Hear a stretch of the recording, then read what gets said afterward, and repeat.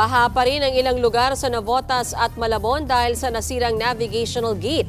Kaya bukas may pamiting ang Navotas LGU. Nasa frontline ng balitang yan si Gerard de la Peña. Matagal nang humupa ang baha sa maraming lugar sa Metro Manila. Pero sa Navotas at Malabon, baha pa rin. Lalo na kapag high tide. Sira pa rin kasi ang Tangos Tanza Navigational Gate. Sina Jenny at Rose, higit isang dekada nang tinitiis ang tila water world nilang pamumuhay. Presyo po kasi na ang pader na tibag. Tapos di kami kadaan kung ano man bibili namin, di kami makadaan. Tapos ang tubig kung ma-high tide, naabot ang bahay ko. Sana matulungan din kami para hindi kami napresyo sa aming lugar. Sa Navotas kaya lagi na nababaha. Kaya nagpapatawag ng meeting si Navotas City Congressman Toby Chanco bukas kasama ang mga kinatawan ng Department of Public Works and Highways. Pagpapaliwanagin daw nila ang DPWH kasama ang MMDA na siyang nag-ooperate na nasirang floodgate. Kinumpirma naman mismo sa News 5 ni DPWH Secretary Manuel Bonoan na sisiputin ng kanyang mga kinatawan ang open forum bukas sa Navotas. They will repair it and the repair works will be completed by August 8 yata or August 10. We will not demolish yet. The plan is actually to replace yung floodgate eventually with the new one.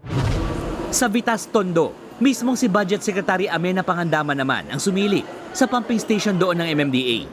Kasunod pa rin ito ng pagpuna ni Pangulong Bongbong Marcos sa mga flood control project sa kanyang nakaraang zona. Pinapabantayan po niya ng mabuti ang ating mga programa at proyekto. Pag maganda siya, i-replicate natin at pag magaling yung ahensya, syempre kailangan din i-reward natin. Di ba? Ibig sabihin, nagagamit niya yung budget niya ng tama, so pwede pa natin siyang bigyan ng mas malaking budget. Ayon naman sa MMDA, gumagana ang lahat ng 71 pumping stations ito sa buong Metro Manila. Ang pumping station sa Vitas, hindi lang pambomba ng tubig mula sa Estero de Vitas, palabas ng Manila Bay. Solid waste management facility din ito.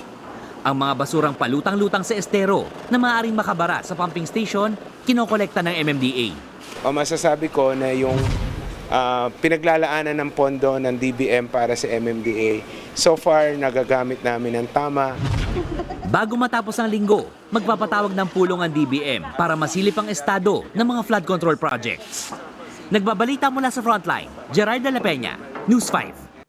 Mga kapatid, Mean Los Baños po, huwag magpahuli sa mga balita at impormasyong dapat ninyong malaman.